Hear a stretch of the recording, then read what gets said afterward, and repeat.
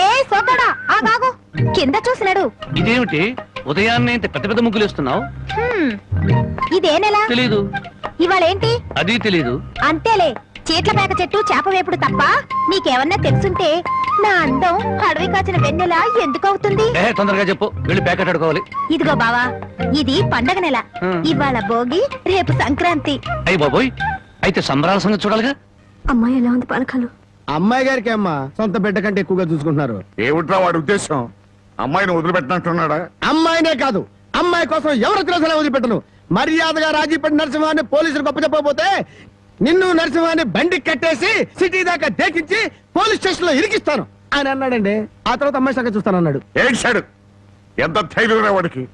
అమ్మాయిని వదిలిపెట్టకుండా దానికి ఏమైనా అన్యాయం జరిగిందో ఆ ఊరంతటిని శ్మశానం చేయిస్తాను. ఏమండి, అతనితో ఎందుకు వచ్చిన గొడవండి? మీ పంతాల వల్ల, పౌరుషాల వల్ల పెళ్లి కావాల్సిన పిల్ల బ్రతికి అవుతుందో ఆలోచించారా? ఏంటండి ఇంకా ఆలోచిస్తారు? మీ మేనడికి ఏ ఉరి శిక్ష యావజ్జీవ శిక్ష వేరు కదా. ఒకవేళ జైలుకి వెళ్ళినా ఈ నెలలోనో వచ్చే నెలలోనో తిరిగి వస్తాడు.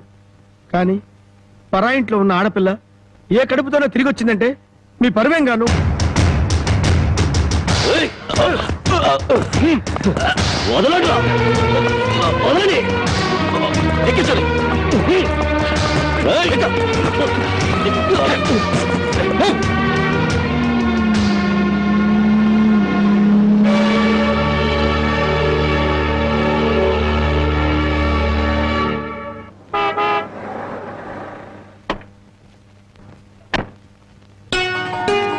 నమస్కారం బాబు.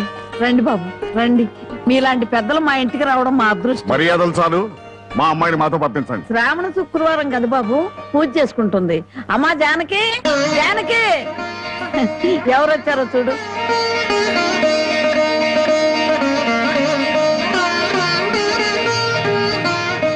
నన్ను క్షమించు. ఒక దుర్మార్గుని జైల్లో తోయించడానికి నేను దుర్మార్గుని కావాల్సి వచ్చింది.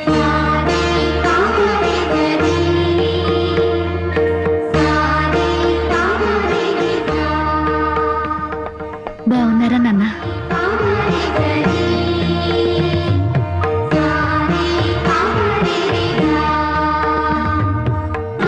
చల్లగా 100 ఏళ్ళు బ్రతికమ్మ.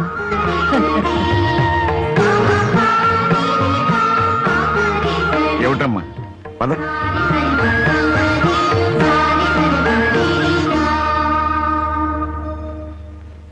పదమ్మా. నన్ను క్షమించండి నాన్న, నేను రాను. జానకి, నీకన్నా పిచ్చి పెట్టిందా? లేదు, జీవితం అంటే ఏమిటో ఇప్పుడే అర్థమైంది.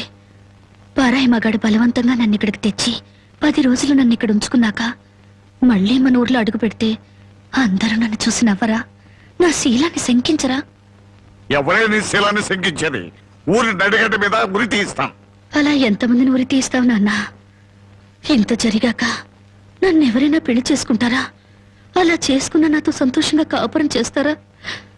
10 రోజుల పరాయి మగాడితో పడుకునొచ్చావని నా మొగుడు నిలదీసి అడిగితే నేను నిజంగా పడుకోలేదన్న సాక్ష్యం నువ్వు చెప్తావా? రాముడంతటి వాడే సీతను అనుమానించి అగ్ని ప్రవేశం చేయించాడా? ఆవిడ దేవత కాబట్టి మిగిలింది. నేను మనిషి నాన్న, బూడిదిగా మిగులుతాను. నీకెవరో రామాయణం 100 పోశారే. ఎవరో కాదు నాన్న, నువ్వే. 5 ఏళ్ల వయసు నుంచి నీ ఒళ్ళో కూర్చోబెట్టుకుని సీతాదేవి గురించి, సతీ సావిత్రి గురించి, ప్రాణం కంటే శీలం గొప్పదని, డబ్బు కంటే పరువు గొప్పదని నువ్వే నూరిపోసావు నాన్న. ఓహో అలాగా. మరి తండ్రి మాట చవదాటని రాముని గురించి కూడా చెప్పానుగా, అది గుర్తులేదా? గుర్తుంది నాన్న. రాముణ్ణి కన్న దశరథుడి గురించి మాత్రమే కాదు, సీతను కన్న జనకుడి గురించి కూడా చెప్పావు. తను చక్రవర్తి అయ్యుండి కూడా అడవిలో ఉన్న సీతను ఏనాడూ పలకరించడానికి వెళ్ళలేదు. ఎందుకు వెళ్ళలేదు నాన్న అని నేను నిన్ను అడిగినప్పుడు నువ్వేం చెప్పావో గుర్తుందా? అమ్మా, ఆడది గడప దాటేది 2 సార్లు. ఒకటి పుట్టింటి నుంచి మెట్టినింటికి, రెండోది మెట్టినింటి నుంచి మట్టిలోకి. ఎందుకమ్మా ఈ వాదనలన్నీ? మండి వెళ్తారా? నేను రాను. అదృష్టమో దురదృష్టమో ఈ గడపలో అడుగు పెట్టాను. బయటకు అడుగు పెట్టడం అంటూ జరిగితే అది మట్టిలోకి. మన ఆస్తులు నగలో కొట్టేయడానికి నీకెవరో చేతపడి చేయించారే?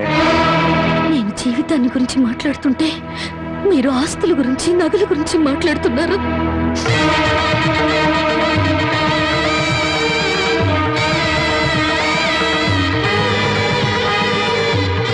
ఇదిగో మీ నగలు ఆస్తులు నాకేమి వద్దా. ఈ ఇల్లు వదిలి రాను. ఏం చూసావే? 20 ఏళ్ళు కనీ పెంచిన మాకన్నా బలవంతంగా తెచ్చి 10 రోజులు దాచిన వాడే నీకు ఎక్కువయ్యాడా? పార్వతి, ఈ క్షణం నుంచి దానికి మనకే సంబంధం లేదు. వెళ్దాం పద. ఏమండి కాస్త ఆగండి. ఏయ్ నన్ను టెన్షన్ పెట్టుకో. వెళ్ళి నుంచి.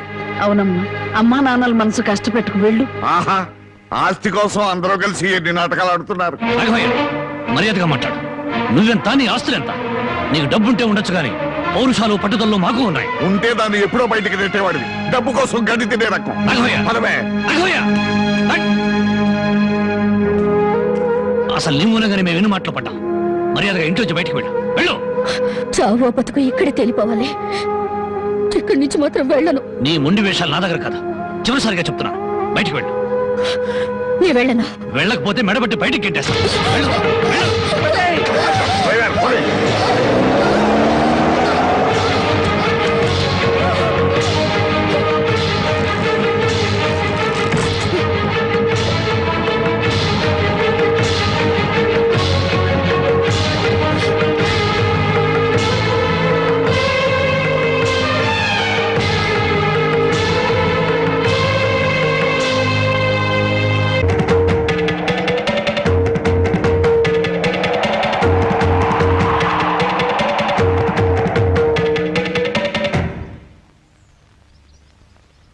ఈ దేశంలో ఓ ఆడది ఏనాడైతే స్వతంత్రంగా ఇంత ముద్ద తిరగలుగుతుందో ఆనాడే దేశానికి నిజమైన స్వతంత్రం వచ్చిందని గాంధీ గారు చెప్పారు.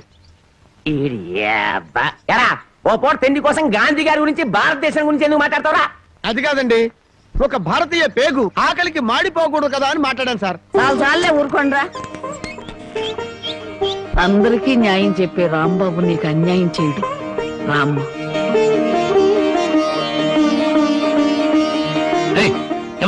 దాన్ని లోపల తీసుకొస్తున్నా. పాపం ఆ పిల్ల ఎక్కడికి పోద్దురా? ఏట్లో దుక్కు చస్తుంది. మనకెందుకు? నేను నిన్ను తీసుకొచ్చినందువల్ల నీ జీవితం పాడైపోయిందని ఊళ్ళో వాళ్ళందరూ నిన్ను అనుమానిస్తారని మీ నాన్నతో చెప్పావే. నేను నిన్ను తీసుకొచ్చిన రోజైంది. ఏనాడైనా నిన్ను ముట్టుకుంటానా?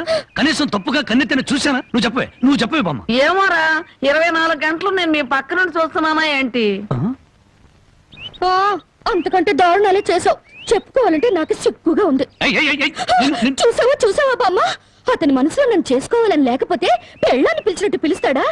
ఏ ఆడపిల్లనైనా రామ్మా బొమ్మ అని పిలిచే మనిషి నన్ను మాత్రం అటు రావే ఇటు రావే అని పిలిచాడా లేదా? దేనికి రమ్మన్నాడో తెలియదు గాని రావే పోవే అని మాత్రం అన్నాడు. నన్ను ఎత్తుకొచ్చిన రోజున నువ్వు పక్కన ఉండగానే ఆయన చేతనే నాకు అన్నం తినిపించాడా లేదా? తినిపించాడు. అది ఆకలితో ఎక్కడ మైకం వస్తుందోనని పసిబిడ్డకు తినిపించాను. అది తప్ప. మరి ఆ రోజు నీ వండి పెట్టిన చేపల కూర మొత్తం తినేసి దీన్ని కట్టుకోబోయేవాడు చాలా అదృష్టవంతుడని ఒక రకంగా చూశాడా లేదా? చూశాడు. ఇప్పటికిప్పుడు కట్టుకున్న పెళ్ళాన్ని పట్టుకున్నట్టు నా చేయి పట్టుకుని బరబరబర లాక్కెళ్ళారే.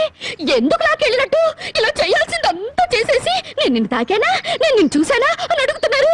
ఇలా కన్ను పిల్ల మనసులో ఆశలు రేపేసి ఏమి ఎరగనట్టు మాట్లాడుతున్నారు. నాకు న్యాయం చెప్పేవాళ్ళు లేరా? అడిగేవాళ్ళు లేరా? ఎత్తుడాలు కుదేడాలు పెళ్ళయ్యాక చూసుకుందాం.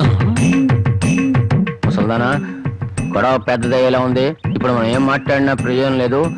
వెంటనే పెళ్లికి ఏర్పాట్లు చేసేయి.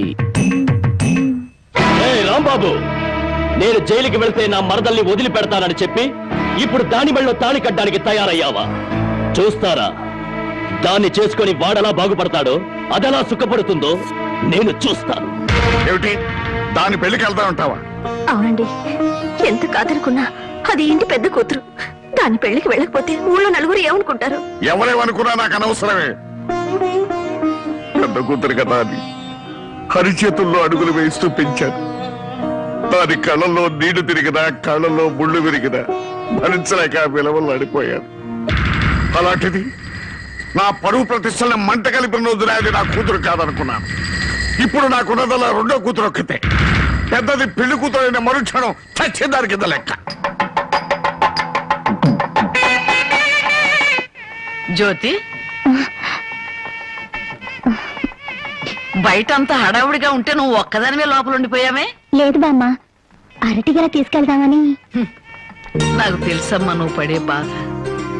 ఎన్నాళ్ళ నుంచో నువ్వు రాంబాబు మీద మనసు పెంచుకున్నావు, కానీ ఆ భగవంతుడు అనుకోకుండా వాడికి జానకితో ముడిపెట్టాడు. అదంతే బామ్మ. బావ కోసం కన్న తండ్రిని వదులుకున్న ఆ అమ్మాయి ప్రేమ ముందు నా ప్రేమ ఎంత? ఎప్పుడూ గుళ్ళో ఉండే పూజారికి దేవుడు కనిపించడు, వరం ఇవ్వడు.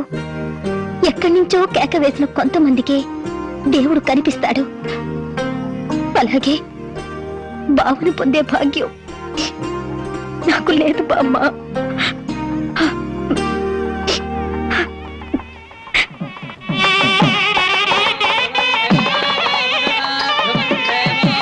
అన్ని పెళ్లిళ్ళలో పెళ్లి కొడుకు ఎదురు చూస్తాడు. ఇక్కడేంటమ్మా పెళ్లి కొడుకు కోసం పెళ్లి కూతురు ఎదురు చూస్తుంది? అవునే చోద్యం. ఇంతకీ పెళ్లి కొడుకు ఎక్కడా? బామ్మ, ప్రతిరోజు పేకాడుకుంటూ సోగ్గాడిలా సంతోషంగా ఉండేవాడిని. ఈ రోజు నాకు పెళ్లి చేసి నా జీవితాన్ని సర్వనాశనం చేయాలని ప్లాన్ చేస్తావా? ఊరుకోవయ్యా, పెద్దవాడిని పట్టుకొని ఇష్టం వచ్చినట్టు మాట్లాడతావు. ఈ పెళ్లి సభ్యంగా జరిగితే మహంకాళికి మేకపోతు కొలుస్తాను మొక్కుందంట. ముక్కుందా? ప్రతిసారి ఏదో ఒక ముక్కుపుడి పేరుతో ఊళ్ళో ఉండే మేకపోతలన్నింటినీ ఇలాగే కోయించేసింది ముసలిది. ఇక కోయించడానికి మిగిలింది నువ్వే. పెళ్లి జరగాలి కానీ అదంతసేపా? ఒరేయ్, ఒరేయ్, నన్ను వదలండి రే, ఒరేయ్, నన్ను వదిలేండి రా, హ్యాపీగా పేకాడుకుంటాను. ఒరేయ్, ఒరేయ్, ఒరేయ్, ఒరేయ్, నన్ను వదలండి రే, ఒరేయ్, ఒరేయ్, వదిలేండి రే, ఒరేయ్, ఒరేయ్, ఒరేయ్, వదిలేండి రా, రే, రే, రే, రే. చూస్తున్నా. ఒరేయ్, నాకు వద్దురా రే, రే, రే, నాకు అది కష్టాలు రే, వద్దురా రే, వదిలేండి రా, వదిలేండి రా. అది